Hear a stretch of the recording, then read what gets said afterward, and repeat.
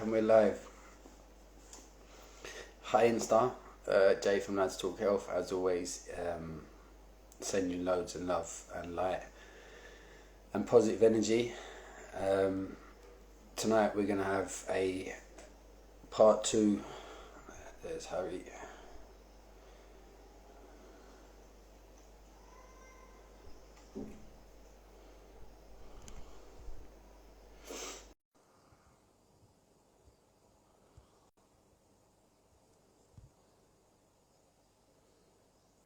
Come on, guys. Hi mate. I can't hear you. There you go, you're back. Is it going to interrupt though? You talk quickly. Go on, you talk, I talk, you talk, I talk, you talk, I... You go quiet. I can now. Yeah? I can now. I'll put my headphones on. Hey, there's lovely Anna, there's Jojo. Harry's getting his headphones. Oh, there's a few people joined in early. Hi guys, it's lovely to see everyone. At the beginning, it was funny actually. When I went live, because of obviously everything that we just spoke about, I had a moment like, am I doing this right? Do you want me to set the time? Yeah, definitely, if you don't mind. So guys, this is a part 2. On Monday night, James shared a story with about a 15-year-old girl that he's been working with over the last number of months. And what he shared, 5 months, and what he shared was things that are actually really going on in this world within the pharmaceutical industry and within cancer. And the impact it has on her as an individual, which she isn't being heard, and her family of what they've been going through. It's really important for us to share this story because we've already had feedback from the last call, just the insights that people were getting that they didn't even know before. We had an amazing conversation with a lady yesterday, Talayla, and if you guys get the chance to watch the first one on Monday night and then listen to her story, and she literally covered every single point which James said was going on there. So it's not just a one-off. This is happening all around the world. And on Monday, we didn't even cover half of the stuff. So we've had to turn it into a part 2. So I see some same faces on here. So again, guys, thank you so much for the support. And this is what Lads Talk Health is all about. And me and James buzz off of the feedback and interaction from you guys too. So really grateful for you tuning in. We wanted to carry on now in part 2 and allow James to go into the deeper stuff and the things that really started happening. I mean, it's going to shock a lot of people, but it needs to be said. And James had the opportunity today on a really big platform in front of a lot of people to share this story about a little girl. And unfortunately, he was on the show with another doctor who didn't let him speak at all. It was really interesting to watch. But when we talk about ego, this was just, it was my show. And the whole premise of that show was to get this story out to a bigger audience. So there's a bit of frustration, a lot of energy taken. Harry, sorry, I just had a real big insight as you were saying that. Obviously, we talk about transparency and the ego. You know, main transparency had the fact that we fail all the time as well. I was just thinking this as you were saying that. I failed Rose massively and her family on that, and it was because of my ego. And do you know what you should do, Harry? We should put the link up so people can watch, because I'm going to hold my hands up. So when I say I failed Rose, I went on. So this particular platform's got just under 16 million people following that regularly tune in to this gentleman. His name's Dr. Charlie Wald. Actually, we can give out his name, can't we? Obviously, his name's Dr. Charlie Wald, and he's got just under 16. Some of you might know him. 16 million people that follow him. So he invited me on his platform. And it's really interesting because I said to him prior to going on, you know, I'm so grateful for coming on, but you know, this is all about this girl and her family and her story. So I just want to make sure that I don't want to insult this girl and her family by having 5 minutes, because it's a long story, and the point of having all your people listen to this story is awareness, and obviously has to turn the fault for this girl, and for those that pray to pray for her, for those that meditate to meditate for her, and you know, just that was the whole point.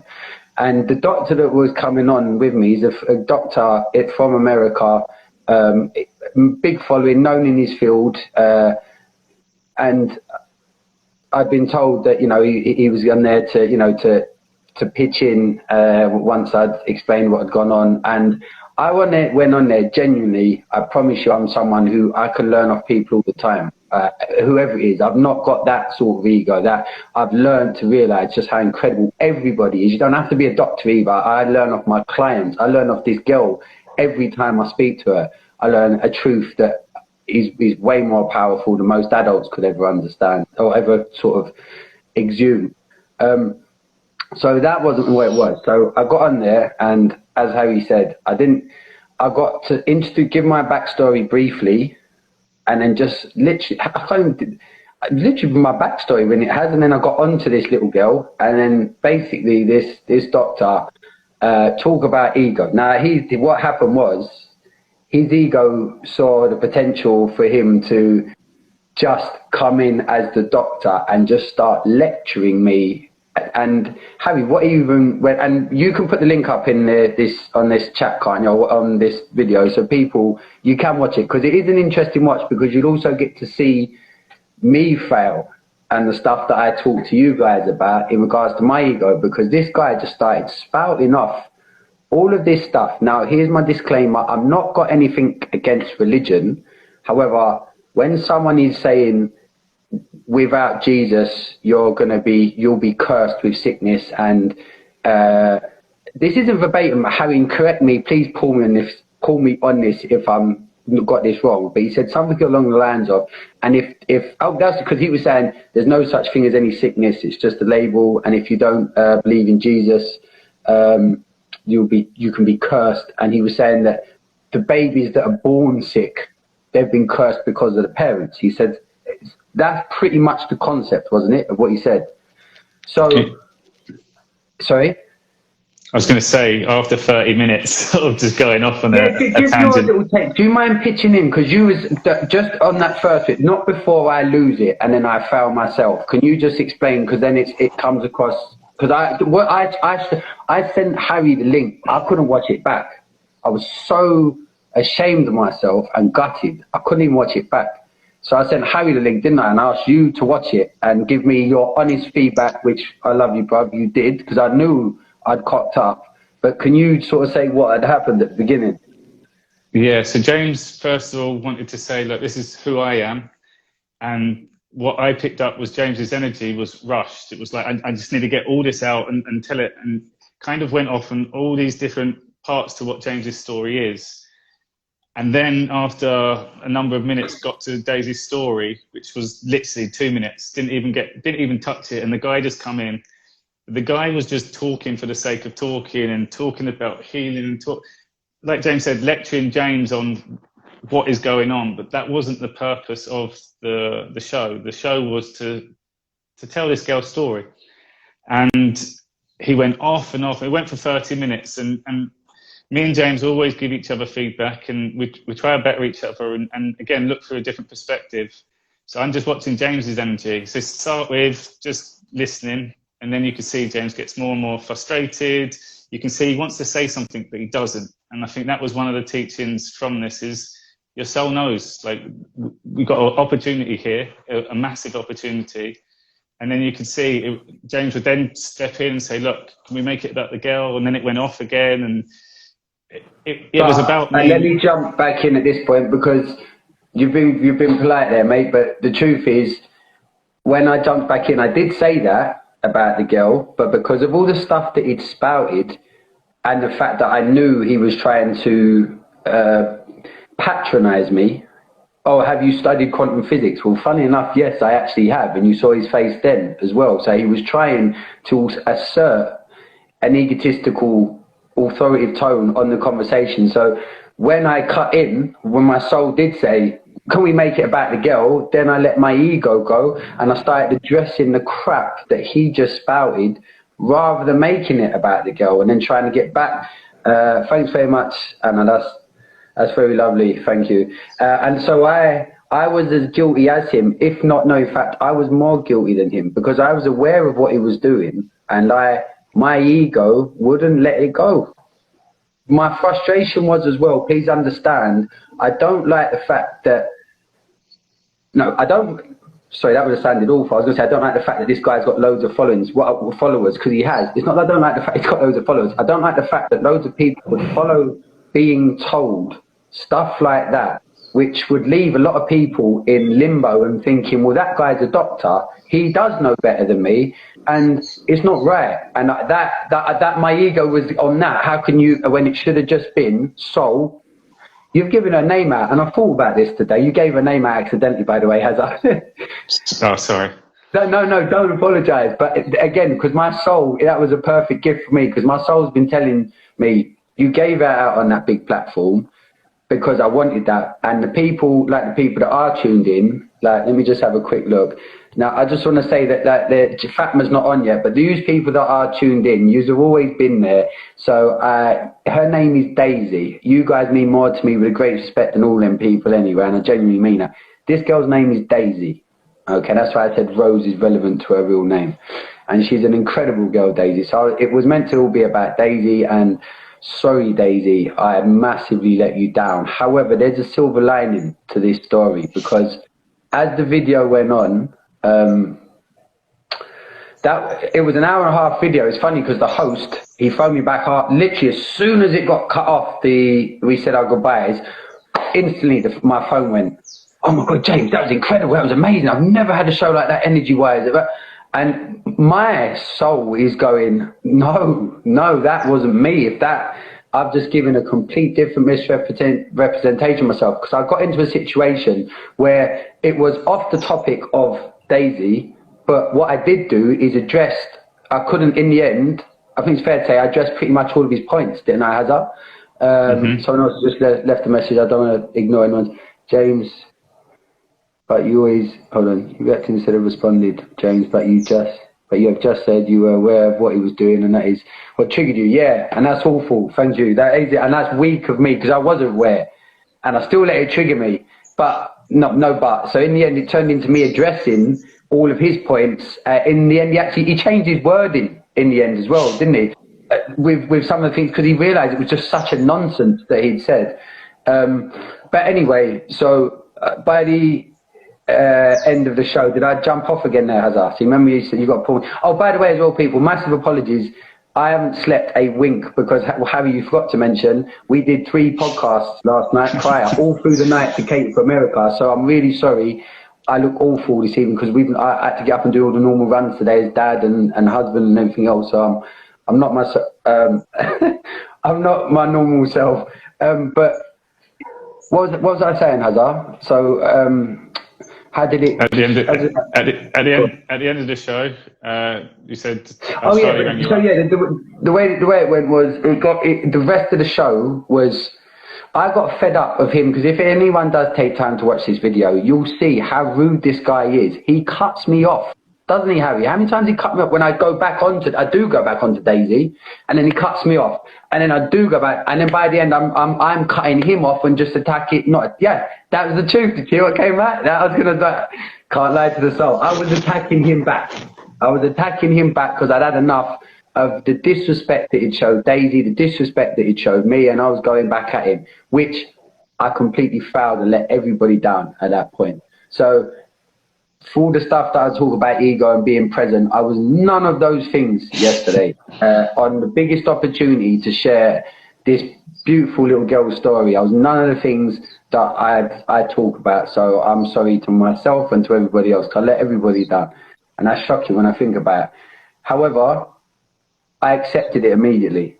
I knew immediately what I'd done. And I think I know this is where when I work with people and I explain to them, you are going to make mistakes, but you have to be aware of your mistakes soulfully so that I'm not making excuses. I take on acceptance. I accepted it straight away. What happened next was really interesting.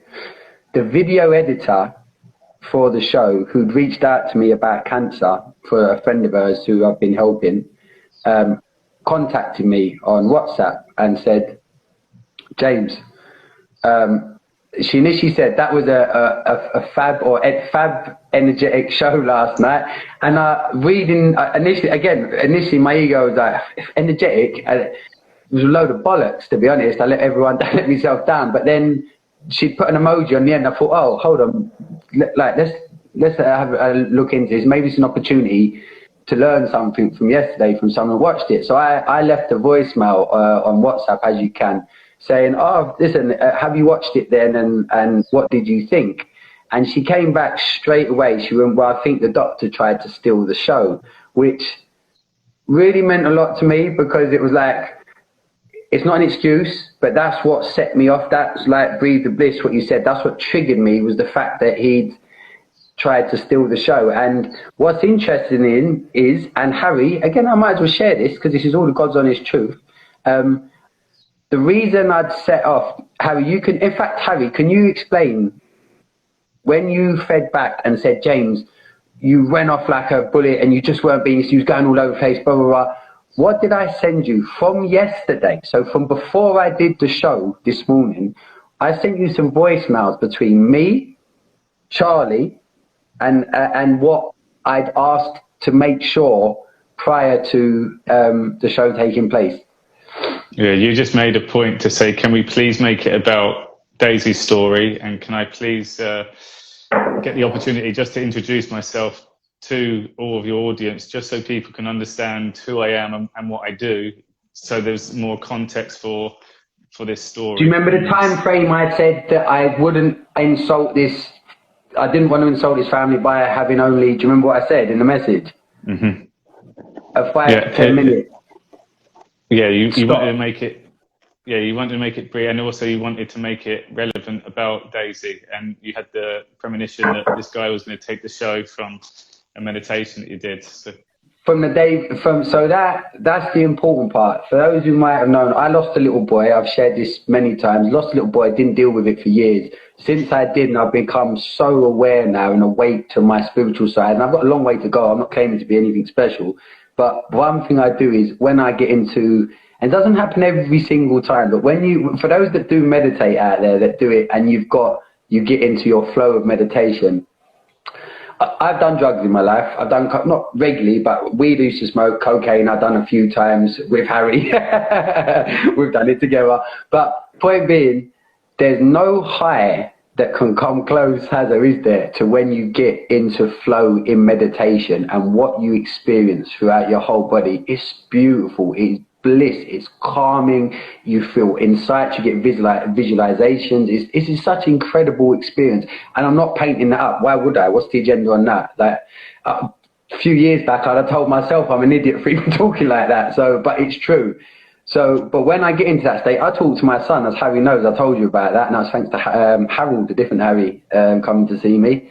But I'd meditate the day before, and what came to me in the meditation so strongly was, he's going to steal the show. He's going to steal the show. So I'd left a message with Charlie to say, listen, I just don't want it being, I appreciate, because he told me this doctor was coming on, and I see this doctor had a massive following and everything else. So I thought, okay.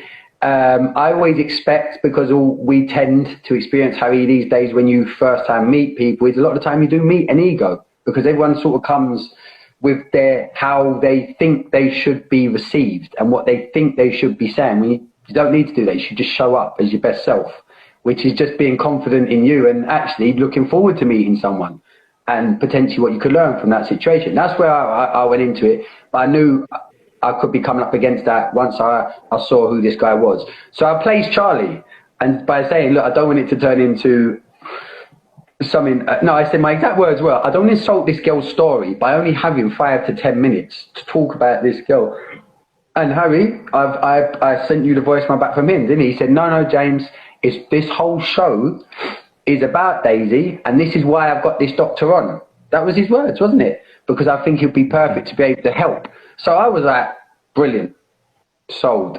Although I'd had that little premonition in my meditation, I thought, there you go, Charlie said that. So anyway, yeah, that didn't transpire. So well, let's start today then, I'm gonna just make you aware of your energy as well. Relax now, because you're still carrying that from earlier today. I know, it's funny, isn't it? Because I started talking about it again, it was so frustrating. It really was, mate. Harry gave me a coaching today, which is, again, just to shout you out, mate. And I did earlier to you. I sent you a message just saying how appreciative I am of you this is why everyone needs a coach in their life, someone who's not going to be scared to just tell you, no, that's your ego. And yeah, so you're right, coach. Good job, coach. I'm going to calm down now. But yeah, so because go on. I was going to say, just what you got to say today, this does bring up emotions, and this is going to trigger some people. It's going to trigger a lot of people, and it's going to it gets emotional. I'm going to fill the blanks. Yeah, sorry, Hadi, go on, mate. So I just wanted to kind of set the tone now, because this is part 2, and I want to make this as much as we can about Daisy's story now. And James, I'd like you to, if you can, just recall just quickly a summary of where we got up to, and then in fact, go on. Okay, sorry, and I want people just to understand where we've got to, but I want then James to really pick up on, and the reason why we do this is to let people know what really goes on, and also some of the things that is presented to you. This happens regularly, and all it allows people to do is just be able to have a new foundation or solid foundation to work from with a new perspective. And this family have gone through so much. Like, I still can't comprehend how this has happened, and it's still going on. It's not like it's finished. It's only just started. So she was on her third round today. Third round of 6 hours today. This little girl is going through 6 hours of chemotherapy. So yeah, let's catch up. I'm going to bullet point. So Daisy's a 15-year-old girl. I met her 5 months ago. I'd met her dad 2 months prior to that. Her dad had reached out. Slow down. I was only going to speed this part up because for those that have watched, but no, I'll slow it down again then. No problem, mate. Nice one, Hazard. So met her dad 2 months prior to that, who'd reached out for his twin sister, who had asked to be advised about the endocannabinoid system and cannabis and what I'd recommend. I recommended what I'd recommend to anybody in that state, but because of the pandemic, the dad couldn't get anything done with the twin sister who was in Ireland. Unfortunately, the twin sister died on her own. The dad thanked me due to the cancer.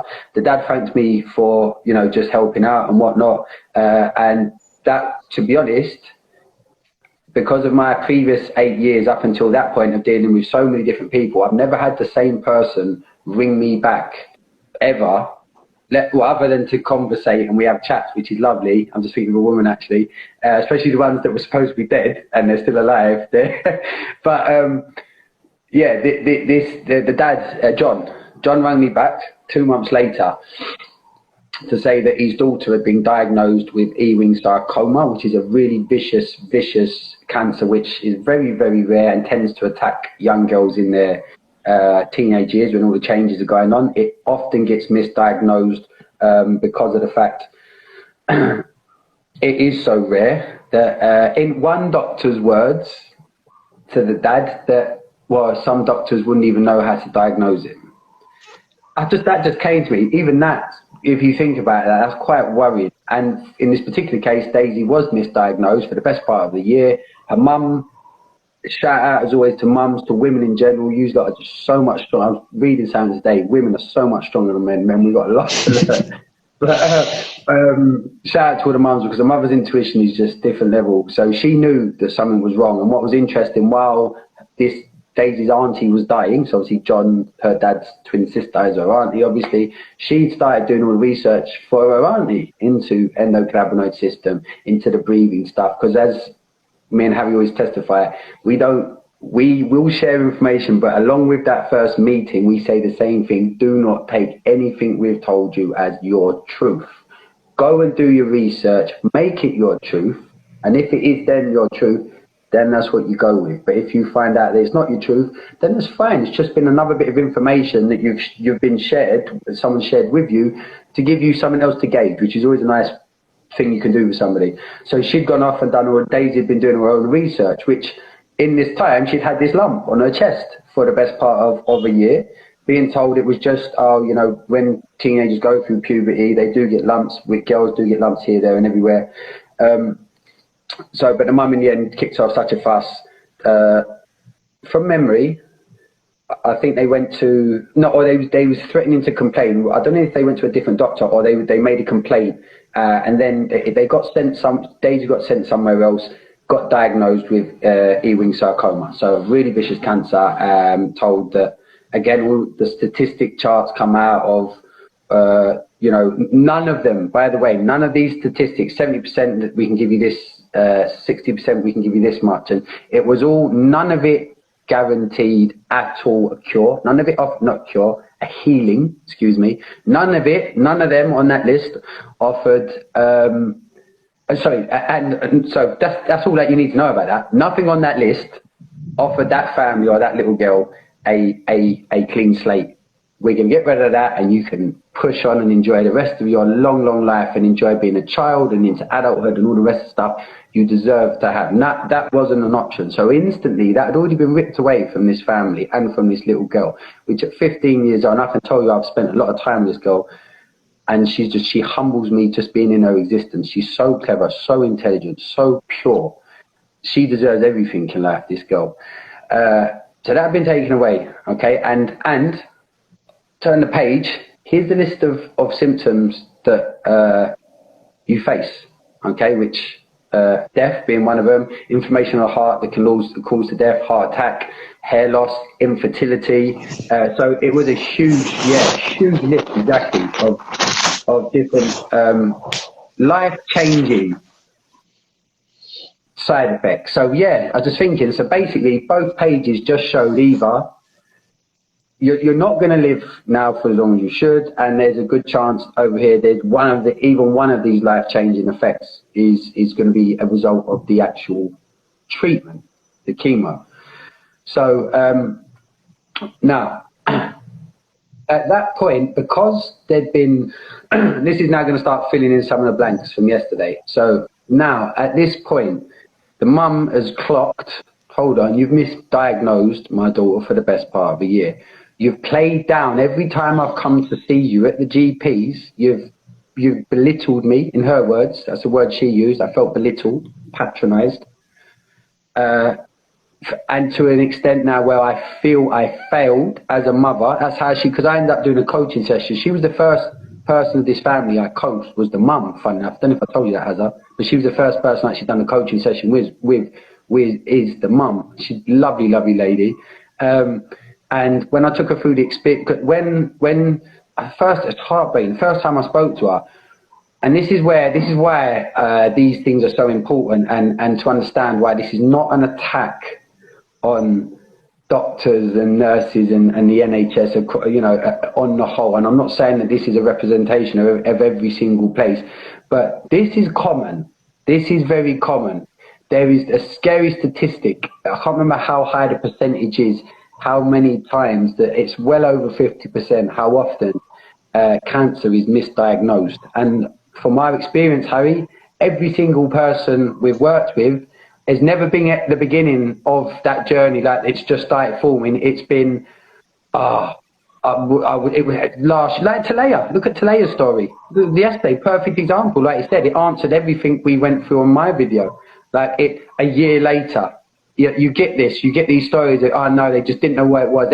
What was her words? The lump on her neck, she barely paid it any mind, and she didn't even touch it. And told her it was because she'd been working out that it was a muscle injury. So that's just another example. When that was that lady yesterday that was on our platform.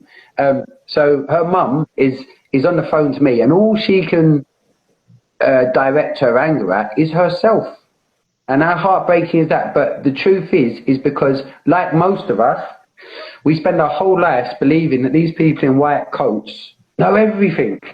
about medicine and our body, and no matter what happens, they're the ones that are going. That's our support network. But then when can you imagine, as a mum, as a parent, you've got a feeling that something's not right, but the only thing that's preventing you for so long from actually taking that next step, because of course all she's thinking about, oh, if I'd have only acted 7 months ago when I suspected, like, this wouldn't have got to this stage. Like, can you imagine how, I mean, I've been dealing with this family now for a good few months, and it's horrible to see the egotistical self-persecution that these parents, which is understandable. I look at, what I found on last night, let alone being the parent of this child and having that. So that's the big. Sorry, did you say something, Hazza? So no. screened it. Apologies. So she, as a mum, is just thinking, I should have trusted my gut instinct. I should have trusted basically my soul. I should have trusted my soul, what I knew, because it was her ego. It was just her ego that was telling her, no, Alicia, they know better than you. And then that doctor is actually saying, in a nice, subtle way, this is our area of expertise. This is our area of expertise. But yet the connection's gone, mate. Yeah. What, your end? Hello? Are we still live? If anyone's in chat, can someone message me if it's Harry's end or if I'm still live? We don't know what we don't know, and people who train in mainstream medicine believe in big pharma. The ones who are more open-minded, I feel far between. Yeah, you're bang on. Can someone let me know if we're still live? Please, sorry to be a pain. Jojo.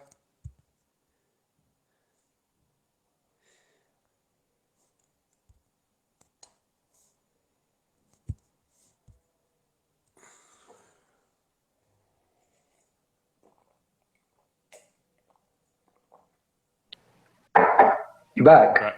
You're back. I don't know what. Do you know what's interesting? James can see you, not Harry. Thank you, Anna. Thank you so much. Did I tell you, Hazza, not to digress just really quickly, but Instagram wouldn't let me post that video. You know, that first one? Interesting, that, isn't it? They wouldn't let me promote. Did I just say post? They wouldn't let me promote. Thank you, Breathe the Bliss.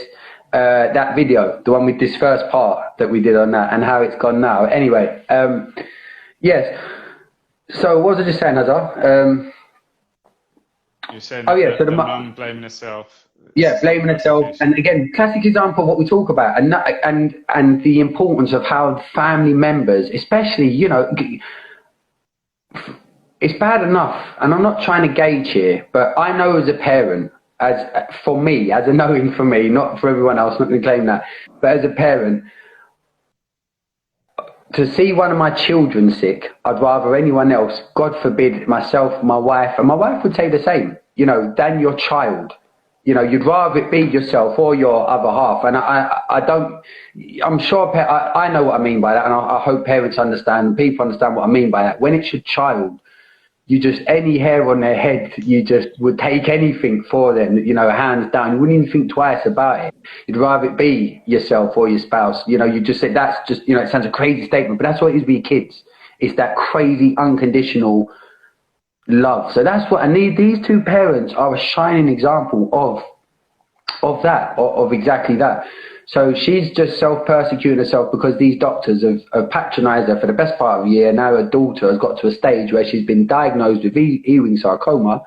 Now she's up in front of these people, which in the first meeting with Daisy there, it was facts, it was like she was like a team of people. That one sitting down, John was saying, there's the other sort, stood around, spotted around the room.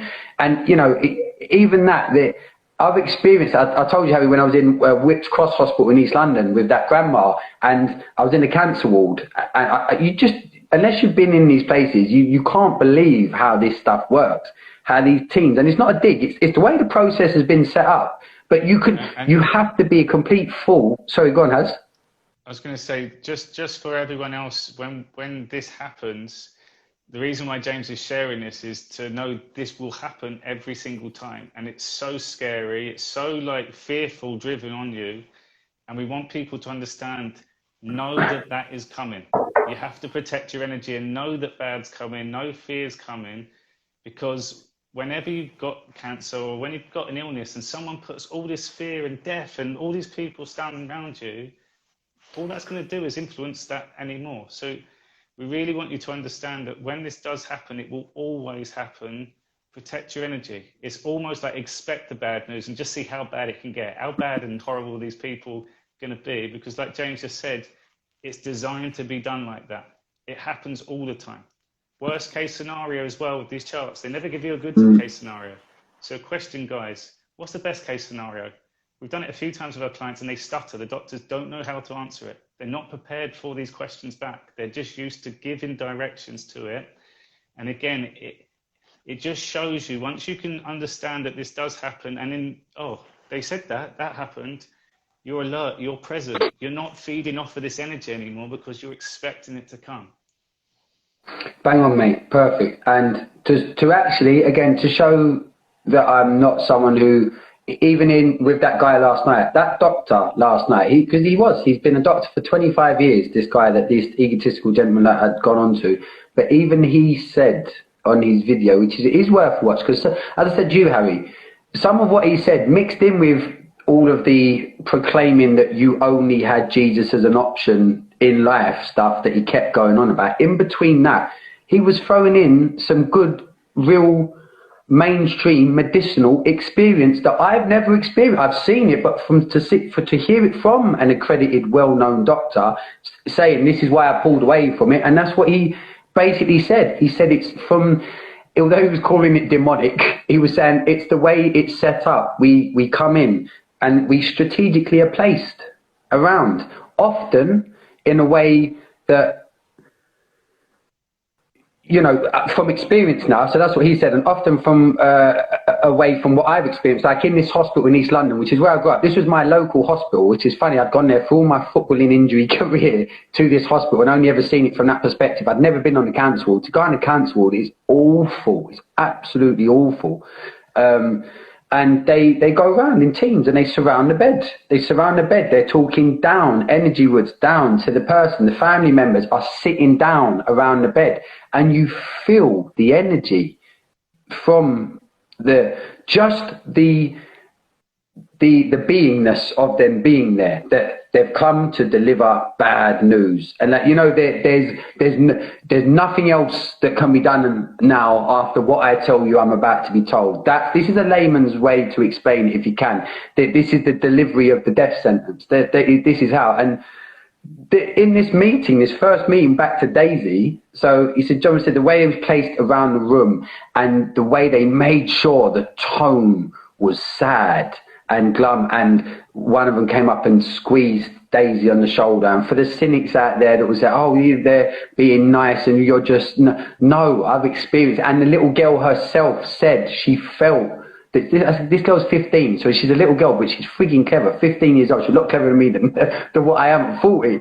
But she knows what's going on. And she said, James, it was awful. It was like they was just pushing their negative energy into me, into making me scared. And I could see, and you know, imagine that little girl, she said, and again, all she, bless her, when I work with her, you know, she's worried about her family. She's taking on that at 15 because she's seeing the state that the parents have been put into initially, because this all changed, well, up until what's going on now, which was I sort of shortcutted to yesterday, which they couldn't do anything about. This is how corrupt our legal system is in this country. But at that point, it was implemented initially with the sad news, and then it was the but there's a silver lining.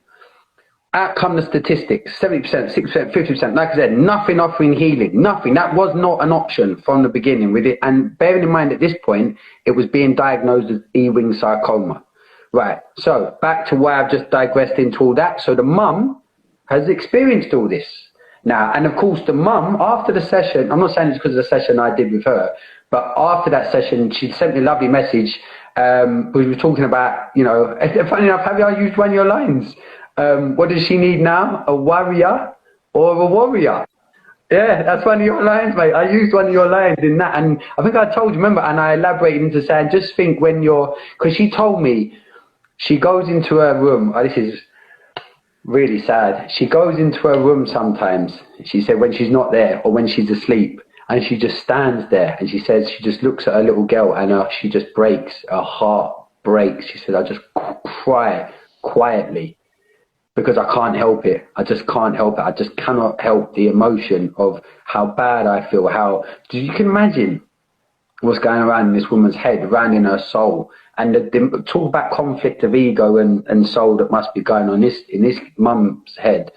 And so she's now in a position where she's been made aware of her ego. Again, it's such a good example of what we talk about in regards to ego and how important it is to be aware of your ego. Because now she's aware of her ego and how it's let her soul down, in her opinion, in her words. She's now a lot more ballsy with her. So and the dad, bear in mind, the dad's just lost a twin sister to cancer, was trying this approach, was getting battered back, couldn't even get over to see his sister who died on her own because of COVID and all the rest. She died of cancer, but couldn't go over to Ireland, which is where she was, because of COVID.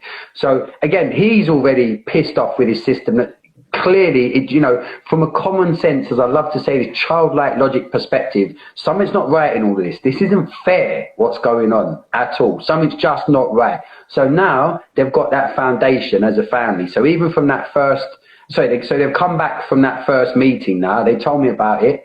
And I coached them, basically, in the nicest possible way. But when I say I coached them, all I did was I listened to all of their egotistical worries come out, and in between their worries were so many soulful truths, and I just made sure they was aware that they're already answering what they need to do next as a family. One of the things I said was to make sure that you're not obligated to go into their offices. You're not doing any tests yet. Okay, this is all, and this is the process they do. They keep, and I've seen it. I saw this 8 years ago with my uncle.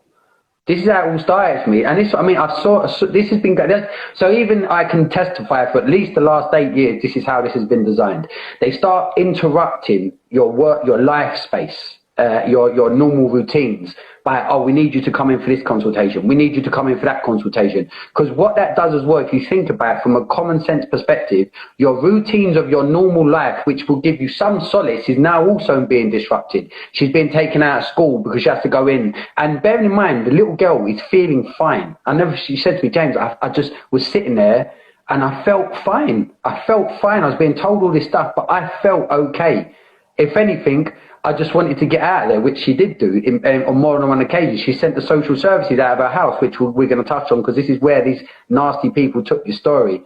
Thanks very much, Anna. That's really kind of you. She's amazing. I'm not amazing. She's amazing. And her family's amazing. Trust me. I want you to, because a lot of this stuff we covered again on Monday, I want you to get up to the point where social services come in, because this is like the nitty-gritty stuff of, I think, people need to hear.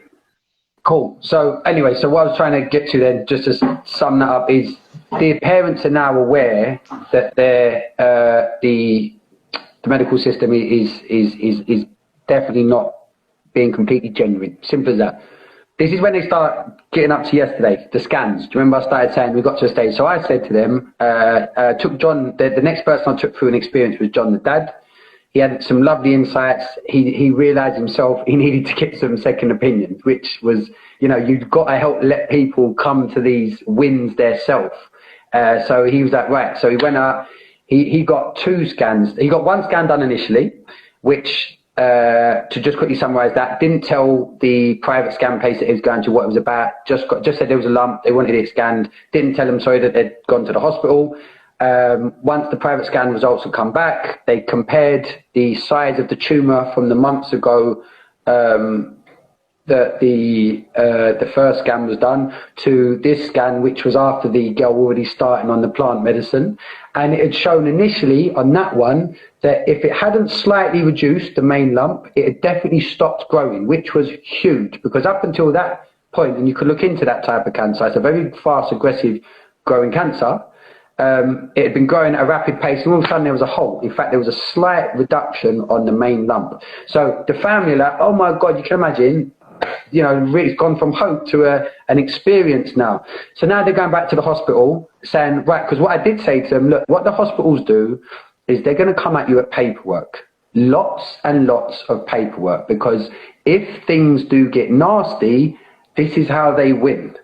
They bring all this to the party and you've got nothing. So I said, you need to start armoring yourself with, first of all, information. So let me just decline that. Information about what's going on with your little girl. You start looking into her body, her system, that cancer, okay? And then obviously you need to start getting private scans done yourselves. You can even get blood tests. Get stuff done yourself so you can show, look, we're vigilant parents. We're doing our due diligence as parents. Why would we just sit back and just be told this has to happen? Bearing in mind, we've been told this, the only option at the minute is this extremely damaging. Harry, did I touch on the 5-year window yesterday? Because this, I did. I spoke about the 5 years. You touched on it, but you didn't explain what it was. You said didn't explain it. Right, okay, you've gone really quiet, mate. Pull your mic over your shoulder again. Can you hear me now? No, you've gone really quiet. Do you know what? Sorry, ignore me. I know what it is. Don't want to digress. That's because the phone call came and I declined it. It changes the volume. Let me just see if I can change that. Sorry, people. Ugh. This is what happens when a phone call comes, and I don't know if it happens on your phone, but it knocks the speaker volume down. If someone could just confirm, am I coming through clearly, Harry? Yeah, you're better now. All right, cool. So, so basically I said arm yourself with loads of paperwork. So high terror. So the parents are now going back to the hospital and saying, look, guys, and again, John, I mean, at this stage, I was talking to John every day. Every time they went to the hospital, I spoke to John before, because he'd ring me up and ask me to just prepare him for what's... and by the way, I'm not claiming to be someone, oh, look at him saying he's preparing them for this, and Harry is a little bit quieter. Okay, so it has dropped your volume a bit, has it? Okay. I'm not trying to, like I said, to be this all-seeing, trying to be, I'm the person who knows best. Not at all.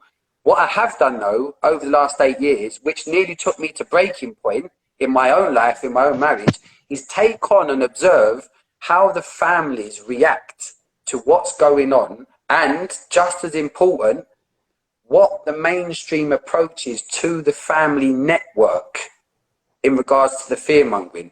I just experienced it. I've got no agenda here. This is my experience. This is not a conspiracy. This is not me watching a documentary. This is what I've seen over these 8 years. Harry, am I lying? Because you've been there for the last 5 or 4.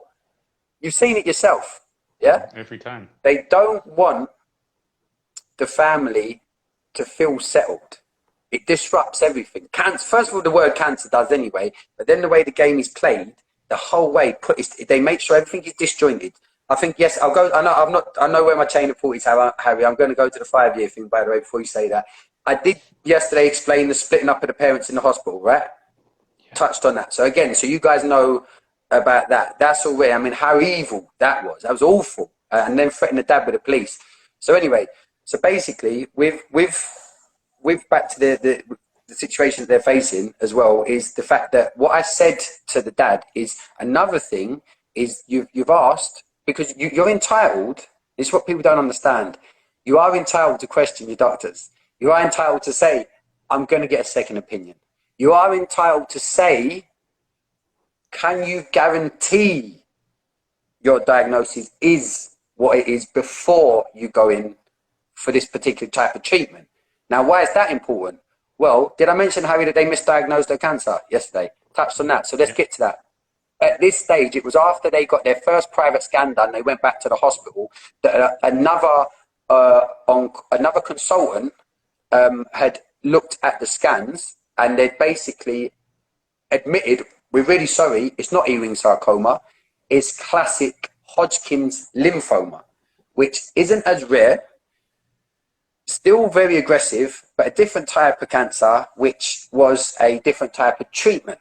So they was going to give this girl, like I said yesterday, they was battering her with all this, you've got to get this done now, we've got to get you in for a catheter fitted. Important to mention, this is when they told the family, this is the care plan. We put the catheter, you come in on a Monday, We only put the catheter in on a Wednesday, Thursday latest, and we never start treatment on the weekends. There's a relevance to that. So you come in on a Monday, you have a consultation. Come in on a Wednesday, latest Thursday, you have the catheter fitted, and then you come in on, then it will be the next week that you'd start the training, the treatment. You would never have treatment over the weekend. So bear in mind, again, this is another thing in this midst of them, this is when they're playing the all conquering heroes. This is what we're going to do, and this is how we work, and don't worry, we know, this is how you're going to play. We're planning their life for them. So they're placing them. This is what's going to happen now. You haven't got a choice. This is what we're going to do now. This is what your life's going to be. So with the 5-year window thing. So again, what I said with this list of side effects, I said, John, you're also entitled, because these are their life-changing side effects, you're entitled to ask for some case studies or testimonials from people that have had this treatment for not the short-term side effects, but long-term side effects, because they're chucking these statistics of 70% this, 60% and all the rest of it, this amount of time. And it turns out, and again, this is a disclaimer, I don't know if this is for every type of cancer, for every type of scenario, but it turns out in this case, the way it works is, the hospitals have got this, I don't know if it's a legislation, how it's gauged, but they've got the way when they do their statistics and they report the success of cancer, they've got this 5-year window. How do you know these testimonies? Yeah, good point. How would you know that they're genuine as well? They've got this 5-year window whereby if within 5 years, any of the side effects, to touch on first of all, death due to treatment, heart attack, hair loss, infertility, any of those, or the cancer coming back, obviously, then it's deemed as obviously the treatment wasn't successful. So then obviously they're going back in for what they do then as well. They up the ante. They give you, and I saw this from my uncle. You start off with a certain level of radiation because he had radiotherapy. Then there was a next level of radiotherapy, and then there was a third tier of active rate, which so it gets more and more intense every single time.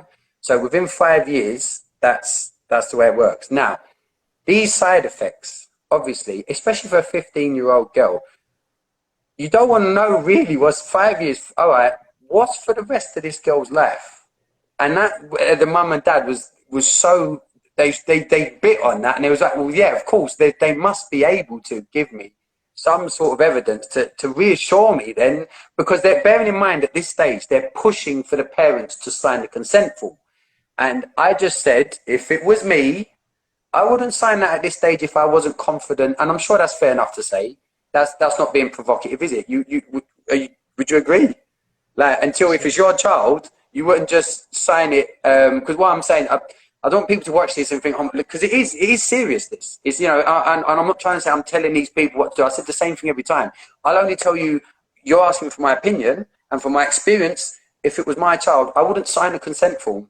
Because once you've signed that consent form, it's all systems go. You can't back out at that point. That's it. You're committed to it. So, so I said, yeah, just ask that. So, of course, what happened then, after the hospital had been on them, non-stop phone calls and all the rest of it, went quiet for a week. And then the mum and dad start panicking. So then the conversations, bearing in mind the conversations up until that point have been, James, I need to get them off me. They're on us all the time. They're threatening us with this. Hell no, don't give you over your control. Exactly, Tara. They're threatening us with this. Not threatening, not at that stage. It was all about, right, we need you in for a blood test. Again, they kept trying to get her in for, can you come in and meet this person? Can you come in and meet that person? But again, knowing what that is doing is if you accept all that, can you imagine as a parent, you're driving back into the hospital every time, absolutely scared shitless of what you're about to be told next. So first of all, you've been told this cancer. You've been misdiagnosed now and told it's another cancer. Like, so already you're so, you think all of a sudden that egotistical, these guys know better than me, is your soul's now coming up going, hold on a minute, what's going on? Like, I'm not feeling confident.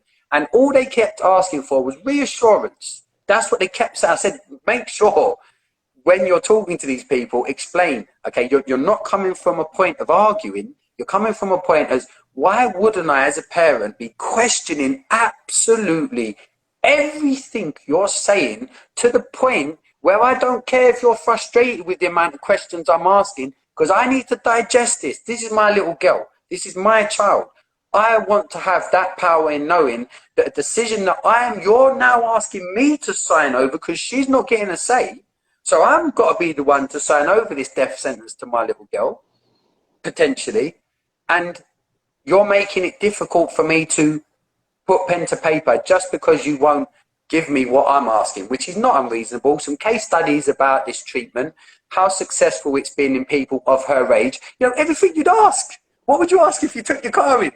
You'd ask all the questions, you know, like that. If someone gave you a price, because that's what the chemo is. This is the price you pay. That's what it is. That's the price of this so-called not healing, but giving a better quality of life. The price is chemo. You took your car in, you'd want to know what you're getting for your money. And when they, like at mechanics, thing is with mechanics, they always shaft me, because even though I ask like I know what I'm talking about, they'll just go babbling on. I think I ain't got a clue what you're talking about anyway. But you'd ask the question anyway. You'd want to know for yourself. So for your little girl with this situation, of course they're going to want to know. And as nice as they were being, they was never biting on anything other than the first time that they got split up in that hospital, which was understandable that they got into an argument with the people. The hospital went quiet on them. So now the parents have gone from worrying of all the pressure they was getting. I remember telling you at this point, Harry, now I'm getting phone calls saying that they're worried how quiet it's gone. And at that point, I said, now look, John, let's flip that on its head. All you've done is, number one, you've managed to slow them down, because the thing they didn't want was that treatment. Because bear in mind, by now, at this stage now, where they've gone quiet on them, a bit of time has passed. Weeks have passed from when they've said, we need to get that in. You know, I said about the care plan, get the catheter in, get them in on this day, blah, blah, blah, right? So a good 2 or 3 weeks have passed where they're occasionally coming back. And bearing in mind, Harry, have you gone again? Go on. You there, Harry? It's disconnected again. You're really quiet again. Let me know if you're still there, mate. Excuse me. Right, Haz, if you can hear me, drop and come back in. I'll carry on telling people anyway. So at this point, the private scans that they've got done, these parents, you imagine this as parents, that have shown that at least the growth has stopped. This rapid, fast growth. Oh, you're there. Good, nice, Haz. Right, come back on, mate. Sorry, people, let me just get Hazard back on. So this rapid growth, this cancer, has stopped growing. Okay, so the family are, you know, they're in a position of winning. They're feeling great about what's going on. And the hospital are refusing to come back. They kick it. Oh, no, the whoever it is that looks at the scan, he's on holiday. He's coming back next Monday. Then wasn't there on the Monday. This went on for ages. So they, you know, all of the speed in which they were pressing to get this girl into treatment was within days, within diagnosis to misdiagnosis to right, we need to get in there now. This was all happening so quickly. Now all of a sudden the family are just in a position where, okay, we've been, whether intentionally or not, we've been misled because it wasn't what they said initially. So our worries were justified. So now we're educating ourselves, and now we're coming back with just educated questions to reassure us, and we're getting shunned. So that straight away, in any other circumstance, any other scenario, most people would assume that that's almost an exception of guilt, because they've gone, you know, you've gone from the bully, you've been stood up to, and you've just gone, oh, I'm not going to engage at this point. So the family then went out. So because another few weeks had gone, they went and got another scan. Now this is where it gets interesting, and this is where it shows you the level of corruption, in my opinion. And like I said, I'm sharing an experience. This is something, if I watched on a documentary about the NHS, I'd think, Jesus Christ, really? Well, this family have experienced this firsthand. So bearing in mind, they've been massaging the oil into Daisy's lump. They're just doing everything as a family, as a strong unit. Daisy's achievements as well, just quickly, of what you're getting from the sessions. Yeah. So basically, part of what me and Harry do, and people look into this because this is something you could do for yourself, and this is part of our workshop actually, is breath work.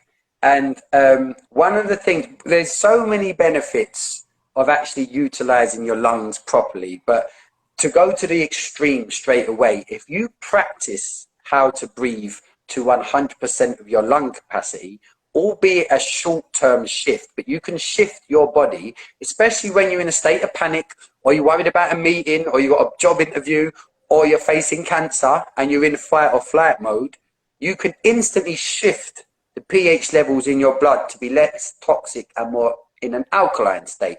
And for those people out there who don't know much about to being in an alkaline state is when your body is in healing. It's, for example, when you're in a state of homeostasis as well, which again is something that you can achieve through breath work, which is massively important, because again, it's when the body is just trying to rebalance any imbalances within the system, because that's what the human body does. We've all got this incredible reparation machine which we can turn on. So Daisy at this point is in a position, at this point she was holding her breath on an exhale, okay, for 3 minutes, 15 years old. Now let that digest for a minute. 3 minutes of breathing out, so all the air out of her lungs, and she can sit there with her eyes closed and just let her body mechanics shift for 3 minutes into a state of healing. You try hold your breath for 3 minutes and then you realize she's up now to 3 minutes and 26 seconds. This girl's going to get to 4 minutes. And this was all, by the way, in preparation, because I knew, unfortunately, and this is where this story is going to go, is especially when it comes to kids, because of, and this is going to be another conversation, because of the birth certificate, okay, this is how social services exist, by the way, is because when our children are born, there's two parts to that document we sign as a birth certificate. Really important. You've got the sovereign, sole human, and then you've got the legal fiction.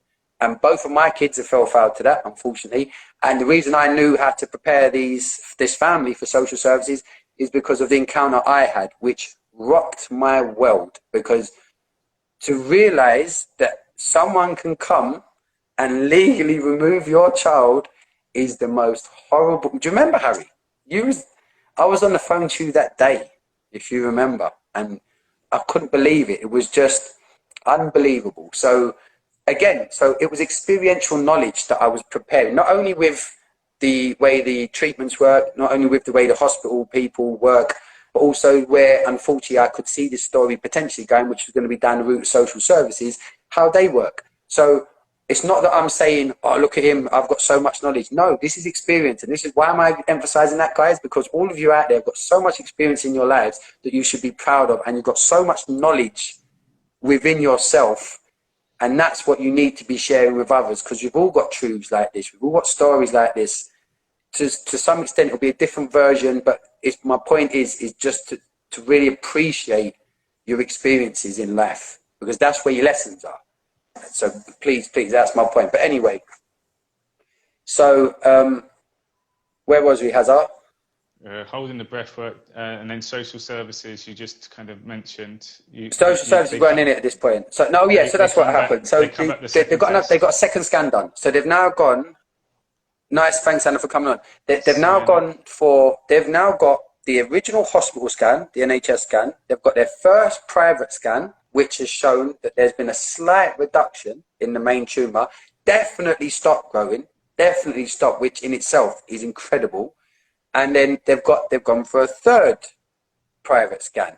Now, the third private scan, they went back to the same private place initially, but they'd been told that the guy that done the initial scan said he's been in contact with the NHS, well, with the doctor, and he wasn't going to, even though it was a private, he wasn't going to be able to scan Daisy anymore, and she could only go and speak to the NHS. Now, straight away, what's the problem with that? Especially when they're paying as well. Yeah, that's your right. That's your God-given right. You're not obligated to have to go to the NHS. What about the people, again, on a really simple example, what about